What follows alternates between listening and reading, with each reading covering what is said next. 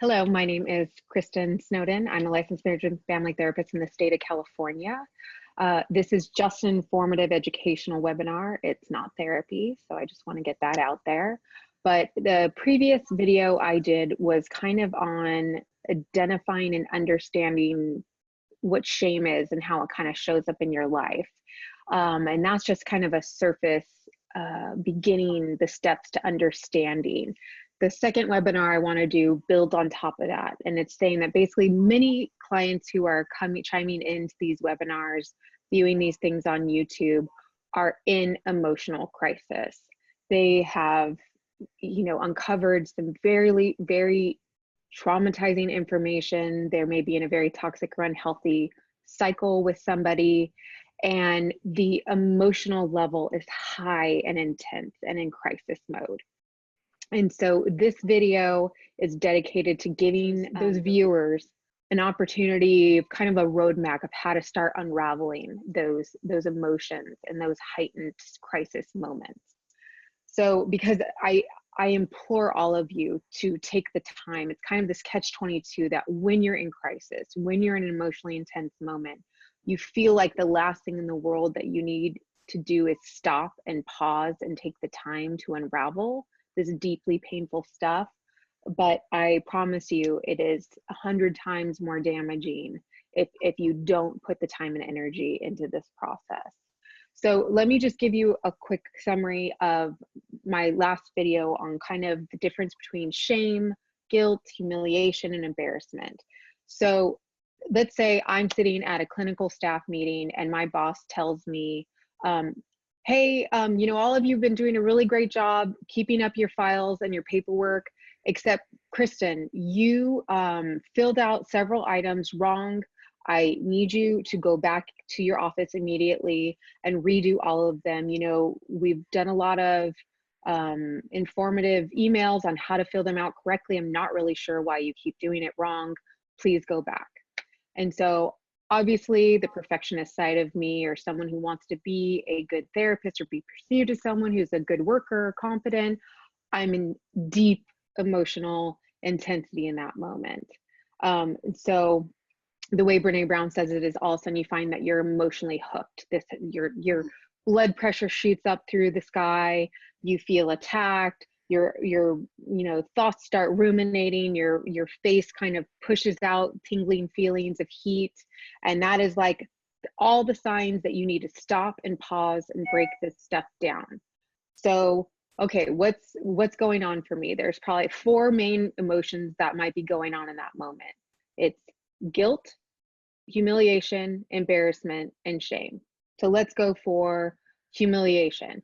Humiliation's that idea that you didn't really deserve that, right? So you're walking out, maybe your close colleague, and I'm like, damn, why did my clinical director just call me out like that? I mean, I think a few of us didn't fill out our paperwork correctly. I don't know if I deserve to just kind of be called out in front of everybody, or gosh, I really wish that she would have pulled me aside and told me this stuff. It's really, humiliating to be kind of zero laser focused in on that moment, right? So that's humiliation, is the idea of like, oh, I'm upset because I don't feel like I deserved that, but I'm willing to share that with another person. Another thing that I'm usually willing to share when I'm breaking this apart is embarrassment. So this idea that like, wow, that was really uncomfortable and I really didn't like it, but I think it's an experience that a lot of people would understand and would get. So again, I'd be willing probably to talk to a colleague about that and say, wow, that was really embarrassing when she just completely called me out in front of everybody.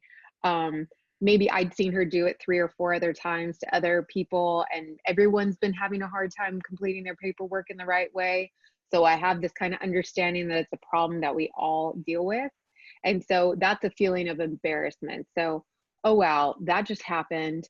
But I know there's this kind of knowing and understanding and compassion to be able to share that part of the story with. Guilt is that really uncomfortable feeling that is actually productive because it's telling you you can do better next time. You made some mistakes. So You're right. There was a lot of email that were sent out recently giving you very specific details on how to fill that paperwork out correctly.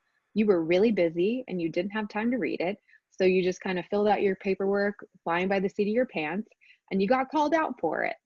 So that's the guilt, yucky feeling of like, okay, this is my part in this. I need to do better about this. Like, this is where I did something wrong. And then the shame part is the part that is deeply, deeply unconsciously woven in all of that. And that's where I always challenge clients to not talk about the content, but the context, the big picture yucky stuff that's going on, which is that feeling that I am wrong. That, it's not, the guilt is I made a mistake. Shame is I am a mistake. So I'm feeling that horrible ruminating thoughts, high blood pressure, tingling in my face, because it's like, oh my gosh, they're on to me. I'm a terrible employee. I'm completely incompetent and I screw up all the time. And I really don't know how to balance my life to the point that I can't even fill out paperwork correctly. That's the shame voice. That's the voice that I don't go seek out a colleague or a friend to go process. That's that in the back of my brain, in that fight, flight, or freeze, pain triggering part of my brain that stays silent. And the problem with not calling that out, speaking it out, sharing it with others is that, we're going to talk about what happens when you don't unravel that, and it kind of gets offloaded onto other people and other situations in an incongruent, ineffective way of processing it. So that's kind of a basic scenario of the beginning parts of, okay, let's unravel. Let's take a minute. I am in a level of emotional reactivity right now. I'm feeling really strong feelings about something. I need to stop and pause. So, and I want to tell you that in a scenario like that, you can experience all of those emotions all at the same time. That's something that I really want you to get. So I always, when I'm in deep pain or I feel like I'm in a crisis or have a lot of emotions going on, I have to stop and really kind of vet out everything. And something that I love that Brene Brown was mentioning is that we like to think that we're like intellectual thinking people, like beings, but actually we are emotional beings that emote and then sometimes think on the side. And just because we feel things all the time, we're constantly feeling things, like having emotional responses, thinking and feeling things. I think we believe or we assume that we are kind of effective or knowledgeable in knowing how to unravel that spider web. But really, I mean, she gives this example, like I fly on a plane every day. I know how to get on a plane. I know what a plane looks like. I know what it's like, but I am not a pilot. I know nothing about how to fly the plane. Like, you need special training to actually learn how to vet your feelings, how to break them apart, how to put language to them, how to process them. So, and again, I want to emphasize that when you're in crisis, you feel like this is the last thing in the world you want to do is take time to really be like, oh, I'm in deep pain. Let's figure out what this pain is. But I implore you that that's one of the most effective things you can do in these states. So she really encourages everyone to get curious about these feelings. And it's important to explore what kind of environment too you were in growing up. Was there any environment that was saying, hey, how do you feel today? Really, why? And you were encouraged to connect your thoughts and your feelings and kind of talk about them, or was it discouraged? You know, it was a kind of pull yourself up from the bootstraps and keep going, you know, armor up and let's go. Let's produce, let's win, let's do those kind of things. So was it discouraged to show feeling and then want to talk about it? So there's a place to start. And then she talks about there are ways that if we do not stop and pause and explore these emotionally intense moments and kind of unravel the shame and the pain and the different emotions going on, then we will be in a state of offloading the pain. So I can't handle the discomfort that I'm being faced with right now. So I'm going to kind of bleh it out in a different way. Freud, Freud, that famous psychiatrist, talked about this stuff too, and he talks about it in terms of defense mechanisms, right? That we don't like the discomfort of uncomfortable feelings, anxiety, etc. So we have these defense mechanisms. So that's another way of interpreting this process. But so let me just explain a couple of the ways that we will offload emotion instead of properly vet it, process it, unravel it, understand it, and kind of rewrite it into our story. We act, she calls it chandeliering, but it's just that we act much more stoked. So we put up this front that everything's okay. And then someone might push a little button and we explode because we are kind of winding ourselves so tight, trying to put on that strong front for everybody. Like I said, a lot of the people watching these webinars are dealing with intense hurt and pain, and you're just trying to take care of your kids and keep the finances in check and go out into that community and not lose your stuff in front of everybody. But then let's say, one neighbor or one child's mom asked the wrong question in the wrong way, and you just bite their head off in a really incongruent way. So that's an example of that, is like, if that happens, that's not anything to shame yourself about. It's a sign that you are offloading pain in an indirect way, and you need to stop and pause and figure out a way of unraveling it in a healthier way. So some other examples are, instead of experiencing the emotion and vetting it, like that example I gave of the guilt and the shame and the humiliation and the embarrassment that I felt in that emotionally intense moment. Instead, I just blame, I get angry, or I avoid. So let's say I didn't process that emotion enough, and instead I just let it boil up inside of me.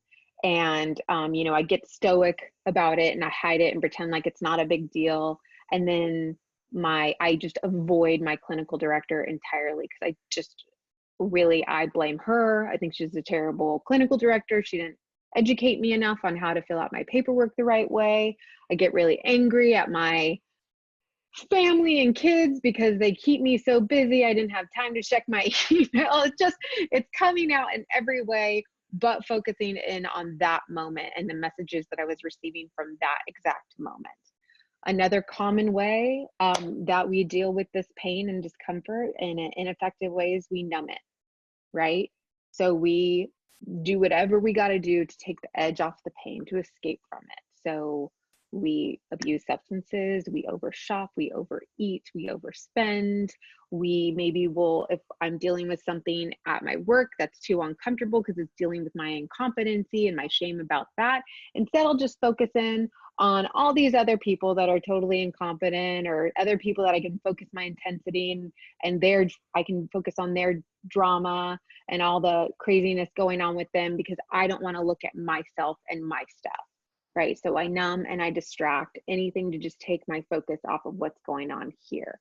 Another thing that Brene Brown always emphasizes, and when I tell my clients all the time who are trying to stay in recovery, is you have to realize that you can't just selectively numb out the painful parts of life.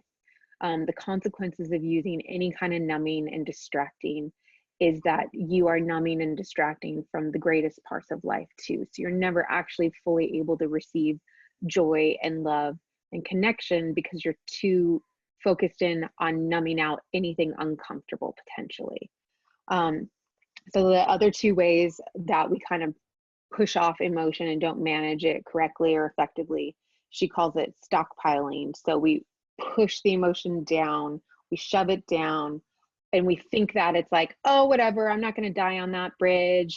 I'm just going to ignore the comment that he made, or I'm just going to ignore this and that. And you push it away, but the body keeps score, and you wonder why you can't sleep at night, or you have high levels of anxiety all day long, or you are deeply depressed or deeply paralyzed, or you feel nauseous all the time, or you have autoimmune issues going on. There's incredible studies going on right now where they're looking at so many people who have autoimmune diseases.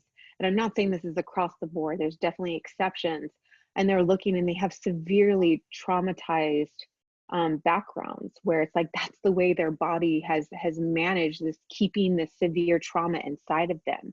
They have these autoimmune diseases that are just ripping them apart. So, and then you get stuck in that emotion is the consequence too, if you're not processing it out, vetting it, unraveling these emotions. So you kind of will own, okay, yeah, I'm upset. So let's say I talked to that colleague and I'm like, wow, I feel really embarrassed that happened. And I can't believe she did that. But then I don't also vet and process the fact that it makes me feel incompetent, that I'm a bad therapist, that I can't manage my life. You have to, because usually the fears that I can let like a little bit out, but I need to close that gate because I'm afraid the floodgates are going to open and then I'm going to lose my stuff and I'm not going to be able to function anymore. But the problem is that you just get stuck in that cycle and it never kind of gets fleshed out and dealt with and processed.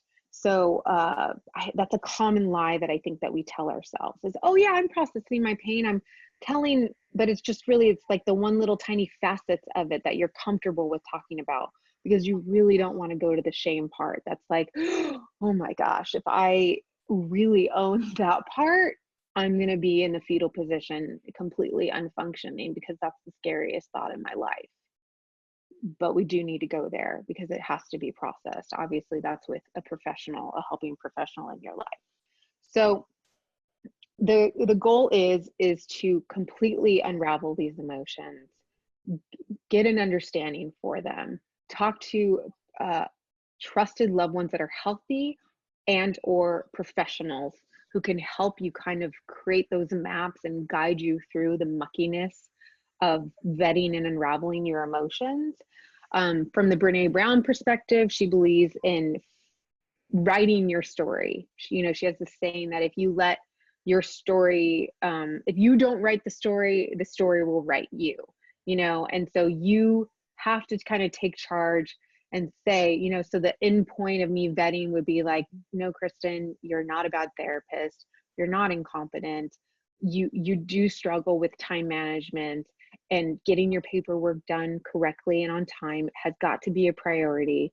And so maybe you do need to spend a little bit more time. You need to ask your clinical director for something, maybe for extension, something, in order to get this done right. And maybe also, if it was humiliating being called out in front of everybody, ask her next time if there's a problem, if instead it can just be conducted between me and her. And maybe even if it's really bothering me, say, hey, when you called me out like that, the story in my head I'm telling myself is that you think I'm completely incompetent and that you don't value me as an employee. And then maybe we can hash out that kind of discussion as well. And that would hopefully be all the different dynamics that I would need to be able to move on from that emotionally intense moment and kind of move on free and not held at gunpoint to that story and to that emotionally intense moment. And obviously when you're in crisis, there's many of those baby moments that you really need to stop and kind of unravel each one of those moments as they happen, because the more crisis and the more intense and the more moment after moment after moment that happens in these difficult relationships and betrayal and all that kind of stuff, you're gonna have to really start working on it. But it is like anything in life, the more practice you have behind it, the more automatic the process will become. And that's it. Well, that's a lot. That really great stuff. It's interesting because after you did the one, talking about shame and how it's basically a useless, there's nothing that's going to be good that comes from it. We're just telling ourselves negative messages, where guilt can help us motivate and go, okay, I need to work on my paperwork or whatever, or I need to hire an assistant to help me, or whatever it is that could be helpful and motivating, and shame isn't. So, it's come up a number of times in different drop-in groups and different things.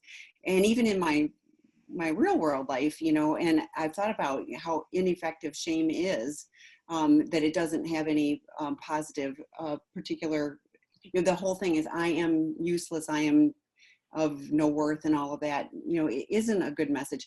The getting curious, well, actually, I want to back up.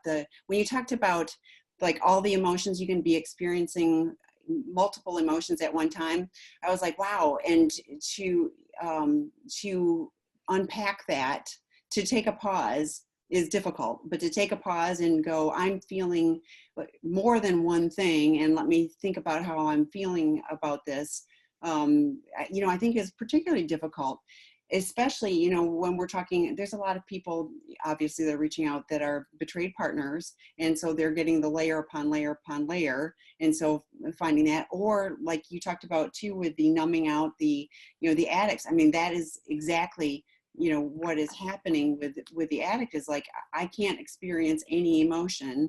And I remember that personally, like re-entering the world and experiencing emotion, good or bad, was intense and very unpleasant. And people said, what are you feeling? And I was like, I don't know. I'm feeling a lot and I hate it. And I mean, I literally said that. I was like, it's just too much. And if I could have crawled in and put a lid over my head, I would have done it, because I just was, it was painful. Even if it was good emotion, it was difficult. So, when partners talk about, their reactive spouses who are just starting recovery, and it's not an excuse at all, but it, I just want to let you know how difficult it is to try not to act out and to live in the world with emotions. Like you talked about being incongruent, totally incongruent. My parts are all over the place. I'm trying to align them. I don't have the skills and tools to do it. So it's a process, and it needs, I think, like you mentioned too, good professional help to do that.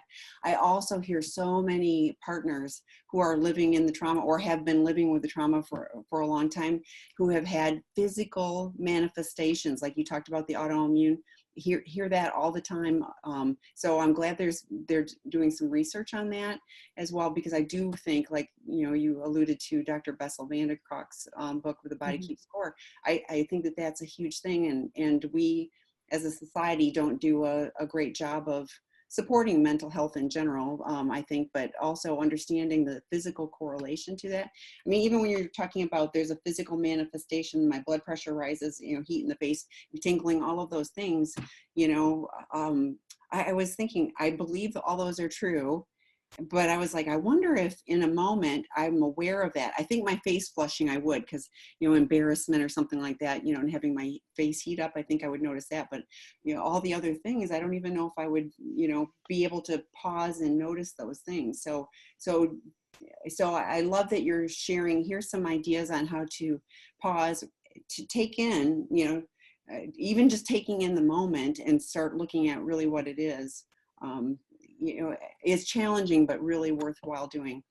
You talked about the floodgates too, and I thought, I always think of a pressure cooker, and I'm willing to pop the little steam hole and let a little bit out, but gosh, I can't even imagine. It'd be like opening a pressure cooker that's under pressure and everything exploding. That's my visual for it. So like I'm only willing to do just a little bit, just enough to make it tolerable, but never really getting to that underlying, all the stuff that hurts, or whatever unpleasant, emotional thing is going on. So lots of great stuff.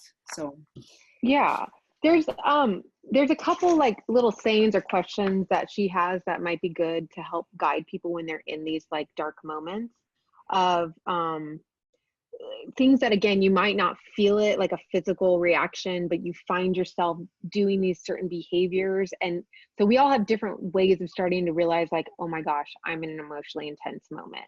I feel like the walls close in on me suddenly and my hearing gets like hollow. That's the other thing when I hear something intense. I don't know what's happening, but I just want to hide. So if that's like your reaction, that's the stop. Like, what's going on? Why do you want to hide from what? What's going on? What was said? What was done? I just know I want to punch a wall. So that's kind of me. I'm not a wall puncher, but when I feel myself revving up for like an attack, I know I'm in like some kind of shame storm, because I'm a kind of puff my chest up defend myself at all costs kind of thing. So obviously I'm in shame or some level of humiliation, embarrassment, and guilt because of something that happened, and I need a pause for that. Like if I'm feeling myself revving up for an attack, I need a pause for that. I want Oreos, just lots of them. Or I just want carbs, right? It's like I just a lot of people have that where they just like, I need to go eat some chocolate cake. I need to go eat ice cream. There's a food therapy piece to that. I guess sometimes that's okay, but if it's done obsessively and compulsively, you need to stop and pause and explore what's going on there, because there's probably an emotional storm going on that you're not willing to see. Or I feel, and then you try to put a connection to that, like a disappointed, regretful, pissed, hurt, angry, brokenhearted, confused, scared, worried. I am, in a lot of pain, feeling really vulnerable, in a shame storm, embarrassed, overwhelmed, in a world of hurt, or just my stomach. Oftentimes we feel like we're going to throw up, or your stomach's in knots. And then there's just a lot of kind of second questions to, start asking yourself. For reference point, a lot of this is based on the Rising Strong book by Brene Brown, which kind of breaks this down just so you know if you're curious. But some secondary questions when you realize you're in this emotionally intense moment is like, why am I being so hard on everyone around me today? Or why am I being so hard on myself? Why do I feel like I'm getting set off so easily? What did I get to the point? How did I get to the point that I want to punch this wall? Like, what's happened? I want to dig in and figure out why I'm so overwhelmed. I can't stop thinking about this conversation. Why? Things to just really start stirring up your curiosity and trying to just get you into that space where you are allowed to stop and pause, and know when you're in this emotional intensity, you don't skip through this. Do not let yourself go on autopilot. Stop and make everything very conscious in those moments. And I promise you'll be much happier with the way things turn out than if you were left in your default autopilot system. That's where the scary stuff happens. Well, and I think you talked about it too, the stockpiling it. I always think of it as like putting the stuff up in the closet shelf. I'm just shoving more stuff up on the closet shelf, and I'll get to that later, but I don't ever really get to it, so the stockpiling is the same thing. So if I take a pause and deal with this, I'm not layering and adding on to all the other stuff that's stuck in the closet that hasn't been attended to as well. So right. Yeah. I've noticed people too, and it's probably part of the flight, fight or freeze too, but like the deer in the headlights look. I mean, I've witnessed that on people who are, in one of those moments, and it's like it's so unsettled. I think I can see it easier in someone else than I would maybe notice it in myself, but like, someone in a crisis like that, I've witnessed that like can't focus on any particular thing or face, or like there's nothing safe in the moment, that whole reaction. Yeah, you usually, especially from the outside looking in, you'll be able to observe someone in a physical state. And so that's usually my cue, is I will feel something physical. But that's, again, coming from someone who is very cerebral. I like to think I too fell for that idea that I was a thinking being, and I loved it up in my head where I could rationalize things and make lists and like complete formulas. But I'm not. I'm a feeling person. I had a lot of stuff going on below from my chin down that I didn't want to connect with. I didn't want to explore. It was a scary, uncharted land of a lot of kind of untapped in hurt and pain. And I just never thought I was going to have the communication. I just didn't even know what I didn't know. And it's tough work. So here's a question for you, Kristin. At this point, after so much betrayal trauma, how can you go back and address each shame storm after working with a therapist using the codependent model? I feel like my shame was shamed. But how do you go back? What's the beautiful thing about life is that if you hadn't dealt with it in the past, it's going to keep delivering it to you today.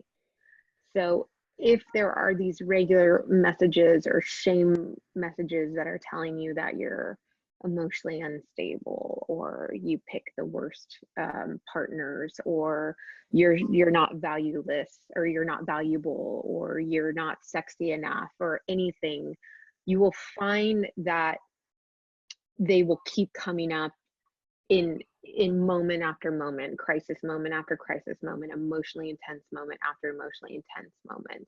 So I guess, yes, if it's significant enough that you remember it, you can see yourself in that room, you can remember the conversation that was so traumatizing and so shaming, then yeah, go back to it. EMDR is a great way to kind of go back to those moments, work through those trauma moments. The great therapists, I think, will be asking you about the shame messages and the shame voices that are involved with that, so you can kind of vet through that and unravel all those pieces to it. But I find most of these shame messages are deeply wound in every one of our emotionally intense experiences. So the same messages I think I was hearing and so fearful of when I was a kid, I think I still find them today. Some of my trauma has added other ones to them that I didn't struggle with until until after significant traumas. So they come back, or new ones exist, but they'll keep surfacing. And so it's just be curious, be aware, and I hope that you can use some of the skills that I was giving you to kind of start exploring what they are. Yeah, well, I always enjoy. You're always welcome to email me or ask me questions offline if there's any other questions.